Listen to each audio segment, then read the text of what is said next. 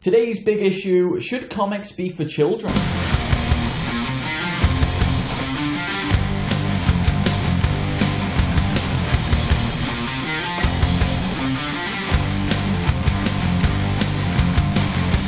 So recently, the sad news hit the internet that Karen Berger had left Vertigo Comics after, I think she was there for like 20 years. Oh, yeah. She was the driving force behind Vertigo Comics. She gave a lot of your favorite comic book artists their first go in DC. She was a really big part of Sandman. If you look at every Vertigo book that you've bought for the last 20 years, her name will be in it. Mm-hmm. And the whole thing that she stood for was comics for adults. And in many ways, that's what Vertigo stood for. It was comics for adults. Well, it was the adult DC, much like the Max comics on the Marvel side, right? To a much more fine-tuned point.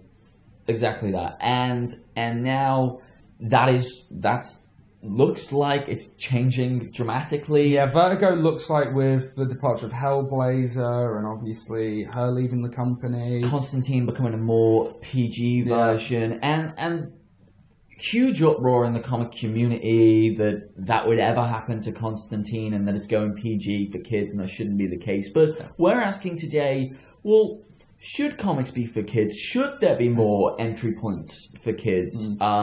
Or should they be aimed at us? I mean, we might have a dog in this fight, but so what do you think about this? Where should comics be aimed? Should there be a split? How much should the split be? And what are your feelings on Vertigo? I mean, we are talking about an industry that started for kids. Exactly. Back in the early part of the 20th century, these were comics for kids. Superman was for kids. Batman, Spider-Man, they were to escape this kind of depression and war and everything that was happening, and at the same time to teach the morals of society. And then what seems to have happened, and it seems to be the only industry that's ever done this, is that it's grown up with that audience. It's grown up with that kid. And to the point now, well, not that kid. That kid's knocking on wood at this point. That's beautiful. But it's a medium that there were a couple of things that changed the game. Mainly Watchmen and Frank Miller's The Dawn. Yeah, the 80s were kind of the big turning point with Batman and Watchmen and books like that. Mostly DC being the driving force, and they always have been the driving force in the comic books are for adults. Marvel, their characters are very kid-friendly. You've got the Spider-Mans, Thors, Hulks. They have their... But even Marvel since the 80s, like Daredevil, Spider-Man have been through some dark, and they're just not... Let's be fair, only last year has Daredevil stopped being dragged through the mud. Since the 80s, comics have been aimed at people our age. Yeah. And, so... What I'm trying to hone in on is that right? Should comics be aimed at us? And if so, why? I think they should. I think they should because, one, we have money. So that's a big force behind it. The kids aren't the ones with the money, and they're not the ones buying £2.20 comic books a week. We're the ones with the disposable income to do that. True. Don't be rolling your eyes at me. And, secondly, again, these are huge mythoses that we have the time to invest in more than anything. Now, what needs to be said is there are still kid-friendly comics. Ultimate Spider-Man, there's a Green Lantern comic out there. I think it's called DC Nation Presents, Batman Brave and the Bold. Obviously, these are all kind of spin-offs of cartoons, which are spin-offs of comic. There's some weird kind of circle going on there. But then you get the Adventure Time comics and things like that. And you do have independent kid comics that are out there. So there is still a marketplace for the kids. Don't they feel a little second-rate though? To kind of they're not what the focus is on. They're not what the industry focuses on. Well, yeah, because that's not where the money is. Right. The money's in us. But what about, there's no end point then? Is there? There's no, if you're not focusing your time on comics for kids, then where's, I disagree, because I think they have dedicated branches that focus on kid-friendly comics, and they focus on the kid ones with the Batman Brave and the Bold and the Ultimate Spider-Mans, and then the teenage audience with the Young Avengers and Scott Pilgrim and books like that, and then the adult readers with the Batmans and the Vertigo stuff and the darker books. I think comic books really do cater to a complete audience. You get Scotty Young doing all these baby variants, and Scotty Young started by doing Wizard of Oz books for kids. And there are these big graphic novels that I want to buy because they are stunning and beautiful. And I know the man can, I know the stories are supposed to be top class, first rate, so I really want to own them myself. And I think there's definitely a place for kids comics, and I don't think the business should be focusing its attention on kids, but I also don't think it should be focusing its attention fully on any one group. I think they need to spread it out, and it's not spread out equally. Obviously, it's spread out in the vision of, kids aren't going to pay as much money for the comic books, but they'll pay more money for the merchandise. So we ram Fisher-Price and Hasbro and all those toy companies with our products, and then we release the comic for them as well. With us, there aren't as many products, but you get the T-shirts and things like that. But there are hundreds of comic books out there. Well, so what about the other side of this then? What about this whole thing with Vertigo? And Constantine is just a prime example of it. Why take this character that is practically synonymous with the R-rated and the scary and the dark, and why make him PG then? Surely you're sending mixed messages. Fine, if you want to try the spectrum, why is Vertigo dying a horrible death at the expense of making these comics PG? But what I will say is, Vertigo's not going anywhere for the next year. They've still got American Vampire, they've got Scott Snyder's new book, they've got Jeff Lemire's new book, they've got Grant Morrison's new book. I think they've got a Grant Morrison book coming out. So they've got plenty to keep them going for the next year. And I think you're forgetting that on, last week when we talked about Swamp Thing and Animal Man, they are horror books. They are genuinely scary. They're not grotesque. There are some grotesque moments, people ripping up.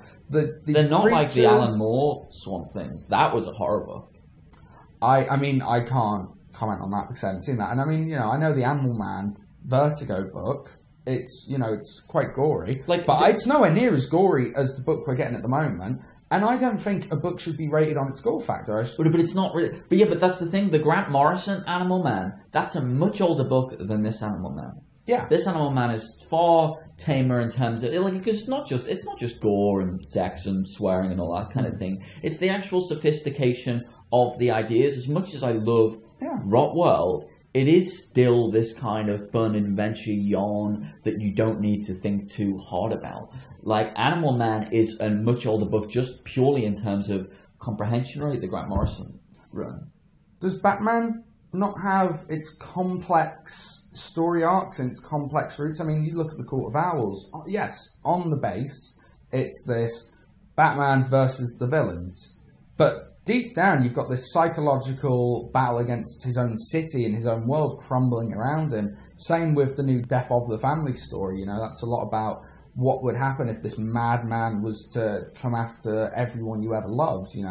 It's dealing with some deep and quite dark topics, and I think Marvel aren't dealing with that as much, but they don't hide it behind Max or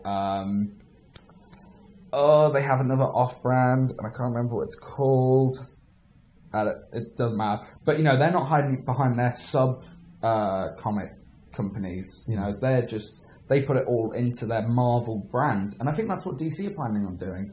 I don't think they're going to PGify anyone. I think Constantine will still have his dark, personal backstory, and he'll still be dealing with the paranormal. Yes, it'll be a bit more gimmicky. But I think, it'll still be a story. on the surface, but I think you'll still get those layers of character in there. And I think that's what comics are great. I guess ultimately, I don't think them comics that you've mentioned are as complex as you're giving them credit for. And I think that if this medium that we love wants to grow and really become, you said we started this segment by saying that this is an industry that started for children. Well, this is an industry that the majority of the population still considers to be for children. And I think if we want it to change, then we need companies like Vertigo doing what they used to do with Sandman. Which is coming back next year. Well, yeah, but I mean, that's... But no, what I'm saying in is... general, and don't like forget, the it's new not title. going away. Image Comics, they're doing some stuff, like they're trying to break boundaries at the moment. Maybe not as dramatically. Image are great, but even with... Vertigo's not gone. Vertigo's going through a hard time at the moment, but that doesn't mean it's gone. No, but I think that even... just this comparison works purely on a level. Look at the old Swamp Thing, look at the old Animal Man, I'm talking about the Alan Moore and the Grant Morrison, and look at the new ones. They're very different. You could give the older ones to an adult who's not into comics, who looks down on them, and they'll be like, wow, yeah, this really very definitely isn't for kids. And they might look at the new ones and say, that's fun, but it's simpler. They're much more toned down in terms of their psychology, in terms of their ideas, and I just think if we want this medium to grow, then we need books that are more of the kind of literature-esque, high concept and deep psychological complex ideas that we've had in the past.